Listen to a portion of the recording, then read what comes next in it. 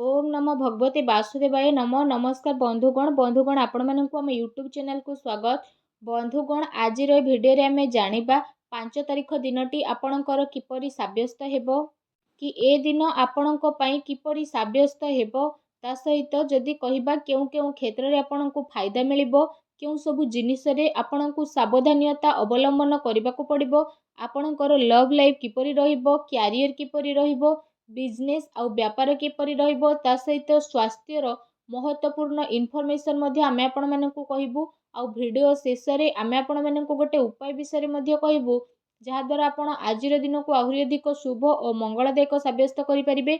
आगो को वीडियो आरंभ करबा पूर्व आमर आपण मानकु रिक्वेस्ट, जदि आपण आम चैनल रे नुआ करि आछंती तो चैनल को सब्सक्राइब करंतु, सांगरे नोटिफिकेशन बेल को मध्ये ऑन करंतु, जहा द्वारा समय समय रे सह नुआ नुआ वीडियो रो नोटिफिकेशन आपनको मिलिबो। आसंतु जानिबा किपरि रहिबो आपणक पई विशेष भाबरे जदि कहिबा आजिर दिन तो सबुठारु प्रथमे आमे जानिबा कि कोन आजि आपणक पई पॉजिटिव रहिबा पई जाउछि। जदि आमे विशेष भाबरे कहिबु आजि धन अचल संपत्ति इत्यादि को नेकी स्थिति आपणकर काफी अनुकूल भरा रहिबा पई जाउछि। जदि आपण चाकरी करूछंती तो चाकरी रे आपणको उन्नतिर भल अवसर मध्ये ए दिन रे प्राप्त हेबो।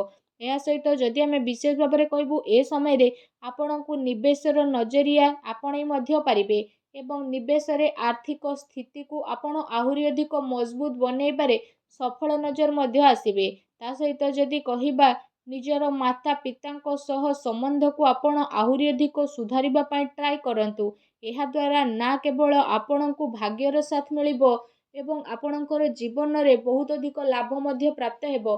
कैरियर बहुत ऊपर को जीवार संभावना मध्ये आपणक पई बनु अछि। जदि आपण चाकरी परिवर्तन करबा को चाहुचंती तो सेथिरे मध्ये आपणको अवश्य ही सफलता प्राप्त हेबो। फ्रेंड्स एहा सहित ए दिन रे आपणको आपणक मित्रंकर सहयोग प्राप्त हेबो, जहा आपणको सकारात्मक भावनार सह आगो को बढ़ेबा पई काफी प्रोत्साहित करिबो। आपणको आपणकर कार्य क्षेत्र रे केते सारा कार्य पई अधिक अनुकूलता मध्ये विशेष भाबरे अनुभव हेबो। ए दिन आर्थिक दृष्टिकोण रु आपणक पई बहुत ही भल टाइम रहबो, कारण एहा द्वारा आपण कोनोसी नुआ वाहन मध्ये किनि पारंती।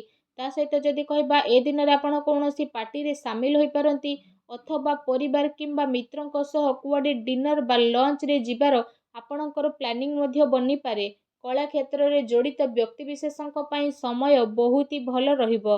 ता सहित जेउ माने आध्यात्मिक क्षेत्र रे रहिचंती सेमानंको मध्ये बहुत भल परिणाम प्राप्त हेबो, जहा द्वारा आपणकर मन बहुत ही प्रसन्न रहइबो। एहा सहित जदि कहिबा ए समय रे आपण आपणकर कार्य रे शुभ फल प्राप्त करिवे एवं आपणकर वरिष्ठ अधिकारी द्वारा आपणकर कार्य को खुशी प्राप्ति हेबो।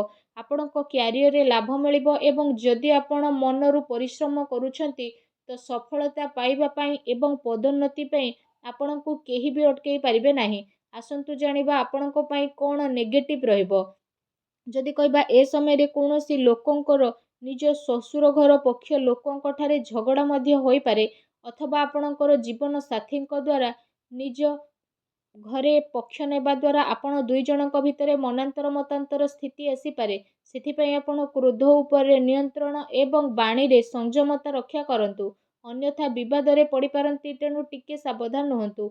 ए कथार आपनको अवश्य ध्यान रखिबार अछि कि अत्यधिक आत्मविश्वास रे पड़ी कि कौनसी भी भूल निर्णय आपण आदु नियंतु नाही एवं निजर अधीनस्थ कर्मचारी को कौनसी प्रकारर कष्ट आपण दियंतु नाही, अन्यथा स्थिति आपणकर विपरीत मध्य होई पारे। हेतिपई आपण रेडी होई जांतु एवं संभावना को सतरे बदलैबा पई आपण चेष्टा मध्य करंतु, कारण एबेर टाइम आपणक पई परिश्रम करिबार समय अटे।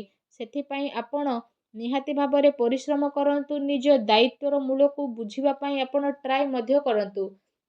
ता सहित एथिपई आपणको आपणक परिवारर कौनसी अनुभवी व्यक्तिंकर परामर्श नेबार विशेष भाबरे आवश्यकता रहिछि।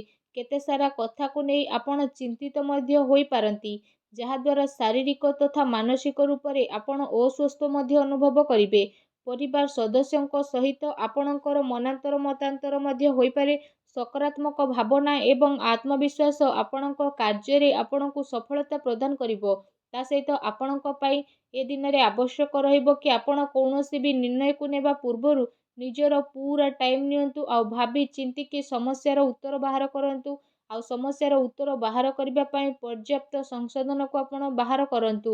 ପାରିବାରିକ ଜୀବନରେ ବୁଦ୍ଧି ମଧ୍ୟ ହେବ। ତା ସହିତ ଯଦି କହିବା, ଯଦି ଆପଣ ସମସ୍ତଙ୍କୁ ସାଙ୍ଗରେ ନେଇକି ହିଁ ଚାଲିବେ ତ ସମସ୍ୟା ଆପଣଙ୍କର ଧୀରେ ଧୀରେ କାବୁରେ ମଧ୍ୟ ଆସିଯିବ। ଆସନ୍ତୁ ଜାଣିବା ଏ ଦିନରେ ଆପଣଙ୍କର ଲଭ୍ ଲାଇଫ୍ କିପରି ରହିବ। ଆପଣଙ୍କର ପ୍ରେମ ଜୀବନରେ ଗଭୀରତା ଦେଖାଦେବ। ତା ସହିତ ଆପଣଙ୍କୁ ଜରୁରତ ରହିଛି କି ବାସ୍ ଆପଣ ନିଜର ଆଖି କାନକୁ ଖୋଲିକି ହିଁ ରଖନ୍ତୁ। ଯେଉଁମାନେ ଅବିବାହିତ ଅଟନ୍ତି ସେମାନେ ପ୍ରେମ ବିବାହ ପାଇଁ ବହୁତ ଭଲ ଯୋଗ ବନୁଛି। ପ୍ରିୟତମଙ୍କ ଦ୍ୱାରା ଆପଣ ଆପଣଙ୍କର ଦିଲ୍ର କଥା ମଧ୍ୟ ବିଶେଷ ଭାବରେ କହିପାରିବେ। ତା ସହିତ ପ୍ରେମ ସମ୍ବନ୍ଧ ଆପଣଙ୍କର ବହୁତ ଭଲ ରହିବ। ମନର ଅନୁକୂଳରେ ପ୍ରେମୀ ପ୍ରେମିକା ମିଶିବାର ବିଶେଷ ଭାବରେ ସମ୍ଭାବନା ବନୁଛି। ଯଦି ଆପଣ କାହାକୁ ପ୍ରେମ କରୁଛନ୍ତି ତ ତାହା ଦ୍ୱାରା ନିଜ ମନର କଥା ମଧ୍ୟ ଆପଣ ବିଶେଷ ଭାବରେ ସେୟାର କରିପାରିବେ। ପ୍ରେମ ସମ୍ବନ୍ଧକୁ ନେଇକି ଆପଣଙ୍କ ଭିତରେ ବିଶେଷ ଭାବରେ ଉତ୍ସାହ ମଧ୍ୟ ଦେଖିବାକୁ ମିଳିବ। ତା ସହିତ ଜଣେ ଆଉ ଜଣଙ୍କ ପ୍ରତି ସହାନୁଭୂତି ମଧ୍ୟ ଦେଖିବାକୁ ମିଳିବ ତଥା କାମ କାର୍ଯ୍ୟକୁ ନେଇକି ବି ନିଜର କଥାକୁ ଆପଣ ସେୟାର ମଧ୍ୟ କରିପାରନ୍ତି। ଫ୍ରେଣ୍ଡସ୍, ଆପଣ ଆପଣଙ୍କ ପ୍ରେମ ଜୀବନରେ ଆଗକୁ ବଢ଼ିବେ ଏବଂ ଆପଣଙ୍କର ପ୍ରେମ ଜୀବନରେ ଶାନ୍ତି, ସଦ୍ଭାବ, ରୋମାନ୍ସ ଆଦିର ବିଶେଷ ଭାବରେ ସମାବେଶ ହେବ। ତା ସହିତ ଏ ଦିନ ପ୍ରେମ ଜୀବନ ପାଇଁ ଯଦି କହିବା ବହୁତ ହି ଉତ୍ତମ ଭରା ଦିନ ରହିବାକୁ ଯାଉଛି। ଆସନ୍ତୁ ଜାଣିବା ଯେ ଆପଣଙ୍କର ବ୍ୟବସାୟିକ କ୍ୟାରିୟର କିପରି ରହିବ। ଯଦି କହିବା କାର୍ଯ୍ୟ କ୍ଷେତ୍ରରେ ବାତାବରଣ ଆପଣଙ୍କର ଅନୁକୂଳ ରହିବ। ତା ସହିତ ସହକର୍ମୀଙ୍କର ଆପଣଙ୍କୁ ବିଶେଷ ଭାବରେ ଭରପୁର ସହଯୋଗ ମଧ୍ୟ ମିଳିବ, ଯାହାଦ୍ୱାରା ସବୁ କାର୍ଯ୍ୟ ବହୁତ ହି ଆସାନୀରେ ପୂରଣ ହେବ। ତା ସହିତ ଆପଣଙ୍କୁ ଆପଣଙ୍କର କ୍ୟାରିୟର ଆଉ ବିଜନେସରେ ବହୁତ ଭଲ ଧରଣର ସଫଳତା ମିଳିବ। ଆପଣ ଆପଣଙ୍କର ସଫଳତାର ପତାକା ଉତ୍ତୋଳନ କରିବେ। ତା ସହିତ ଆର୍ଥିକ ରୂପରେ ଯଦି କହିବା ଉନ୍ନତିର ଭଲ ଅବସର ମଧ୍ୟ ଆଜି ଆପଣଙ୍କୁ ପ୍ରାପ୍ତ ହେବ ଏବଂ ତାର ଫଳସ୍ୱରୂପ ଆପଣ ଭଲ ଧନ ଲାଭ ମଧ୍ୟ ପ୍ରାପ୍ତ କରିବାରେ ସଫଳ ନଜର ଆସିବେ। ତା ସହିତ ବାହାର କମ୍ପାନୀ ଦ୍ୱାରା ଆପଣଙ୍କୁ ବିଶେଷ ଭାବରେ ଧନ ଲାଭ ପ୍ରାପ୍ତିର ସମ୍ଭାବନା ମଧ୍ୟ ବନୁଛି। ତା ସହିତ ବିଦ୍ୟାର୍ଥୀଙ୍କ ପାଇଁ ମଧ୍ୟ ଏ ଦିନ ମିଲାଜୁଲା ରହିବ। କୋର୍ଟ କଚେରୀରେ ଜଡ଼ିତ ବ୍ୟକ୍ତିମାନେ ଏ ଦିନରେ କୌଣସି ନୂଆ ଯୋଜନା ବନେଇବେ ଯେଉଁଥିରେ ଆପଣଙ୍କୁ ଅବଶ୍ୟ ହିଁ ସଫଳତା ପ୍ରାପ୍ତ ହେବ। ଚାକିରି କରୁଥିବା ବ୍ୟକ୍ତିଙ୍କ ପାଇଁ ଏ ଦିନ ବହୁତ ହି ମିଲାଜୁଲା ରହିବା ପାଇଁ ଯାଉଛି। ଫ୍ରେଣ୍ଡସ୍, ଆସନ୍ତୁ ଜାଣିବା ଆଜି ଆପଣଙ୍କର ସ୍ୱାସ୍ଥ୍ୟ କିପରି ରହିବ। ଯଦି କହିବା ଆଜି ଆପଣଙ୍କର ସ୍ୱାସ୍ଥ୍ୟରେ କିଛି ଟାଇମ୍ ପର୍ଯ୍ୟନ୍ତ ସୁଧାର ଆସିବ। ଯଦି ଆପଣ କୌଣସି ବେମାରୀରେ ପଡ଼ିଛନ୍ତି ତ ଏ ସମୟରେ ଆପଣଙ୍କୁ ସେ ବେମାରୀରୁ ବାହାରିବାର ଟାଇମ୍ ମଧ୍ୟ ମିଳିବ। ସେ ବେମାରୀରେ ଆପଣଙ୍କର ସୁଧାରତା ମଧ୍ୟ ଆସିପାରେ, ଯାହାଦ୍ୱାରା ଆପଣଙ୍କର ସବୁ ପ୍ରୋବ୍ଲେମ୍ କିଛି ଟାଇମ୍ ପାଇଁ ସୁଧୁରି ମଧ୍ୟ ଯିବ। ଏହା ସହିତ ଯଦି କହିବା ନିଜ ସ୍ୱାସ୍ଥ୍ୟକୁ ଆହୁରି ଅଧିକ ଭଲ ରଖିବା ପାଇଁ ଆପଣ ପ୍ରତ୍ୟେକ ଦିନ ଯୋଗ କରନ୍ତୁ, ବ୍ୟାୟାମ କରନ୍ତୁ ଏବଂ ସୁସ୍ଥ ରୁହନ୍ତୁ।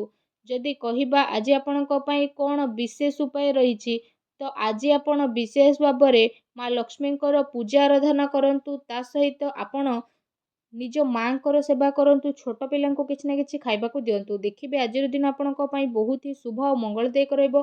ଆଜିର ଭିଡ଼ିଓଟି କେମିତି ଲାଗିଲା ଆମକୁ କମେଣ୍ଟ କରିକି ଜଣାନ୍ତୁ। ଚ୍ୟାନେଲରେ ନୂଆ ଆସିଥିଲେ ଚ୍ୟାନେଲକୁ ଏବେ ସବସ୍କ୍ରାଇବ୍ ମଧ୍ୟ କରନ୍ତୁ। ଧନ୍ୟବାଦ।